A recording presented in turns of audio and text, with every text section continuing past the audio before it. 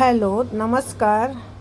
The Toraskar डायरीजमध्ये आपलं पुन्हा एकदा स्वागत आहे. तर आज मी काय बनवते हे साहित्य बघून तुम्हाला समजलंच असेल. हे बघा, तर मी आज बनवते इथे हिरव्या मसाल्यामधला पुलाव, व्हेज पुलाव. त्यासाठी मी साहित्य घेतलेलं आहे. इथे हिरव्या मसाल्यासाठी बनवायला आहे मिरची, कोथिंबीर, पुदिना, आलं, लसूण याचा मी मसाला करून घेतलेला आहे. आणि आता मी कुकर ठेवून त्याच्यामध्ये तेल घालून घेतलं आहे आणि थोडंसं तूप घातलेलं आहे वासासाठी थोडंसं, आणि त्याची टेस्ट पण चांगली येते म्हणून ह्याच्यामध्ये मी आता फोडणीसाठी पहिल्यांदा थोडेसे मोहरी घातली, नंतर थोडं जिरं टाकलेलं आहे आणि ते थोडं तडतडल्यानंतर मी थोडं आलं लसूणची पेस्ट घातली, जराशी घातली, कारण माझ्या हिरव्या मसाल्यामध्ये आलं लसूण मी ऑलरेडी थोडं घातलेलं आहे. मग हे सगळं मिश्रण मी चांगलं तेलामध्ये परतून घेते. त्याचा हिरवटपणा सगळा काढून व्यवस्थित ते नीट तेलामध्ये भाजून घ्यायचा. आणि थोडंसं तमालपत्र घातलेलं आहे त्याच्यामध्ये मी. हे सगळं व्यवस्थित असं भाजून घ्यायचं तेलामध्ये.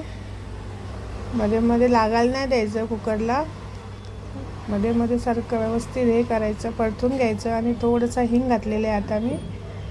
आणि हे सगळं मिश्रण ह्याला आता तेल सुटत आलेलं आहे, चांगलं मस्तपैकी भाजलेलं आहे हे सगळं. आता मी ह्याच्यामध्ये थोडीशी किंचित हळद टाकली आहे.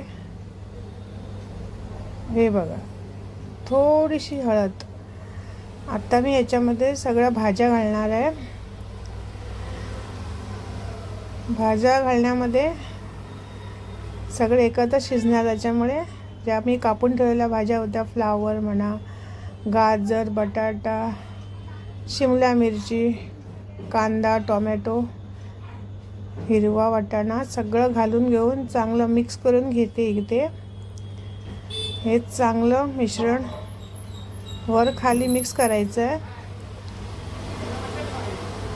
तोपर्यंत गॅस स्लोच ठेवायचा आहे आपल्याला, गॅस फास्ट करायचाच नाही आहे. त्याच्यानंतर मी तांदूळ धुवून इथे ठेवलेले आहेत. तर तांदूळ धुवून ठेवल्याच्या आधीच मी इथे बाजूला शेगडीवर गरम पाणी ठेवलेलं आहे करत. हे सगळं व्यवस्थित सगळं घालून घेतलं कुकरमध्ये आणि मिक्स करून घेतल्यानंतरच जे मी गरम पाणी करत ठेवलं गरम पाणीच घालायचं आहे आपल्या पुलावामध्ये. हे बघा, गरम पाणी घेतलेलं आहे मी. हे असं गरम पाणी घालून घ्यायचं आतमध्ये, व्यवस्थित सगळं वर खाली. वाटलं कमी तर परत थोडंसंच घालायचं आहे. आणि मग ह्याच्यावर थोडंसं मीठ घालायचं आहे, आपल्या चवीनुसार घालायचं आहे. आणि मग झाकण लावून व्यवस्थित मीडियम गॅस ठेवून ह्याच्या व्यवस्थित अशा 3 शिट्ट्या करून काढून घ्यायच्या आपण. 3 शिट्ट्या झाल्यानंतर एक अर्ध्या तासाने ओपन करून आपला पुलाव खायल्यासाठी रेडी झालेला आहे आता.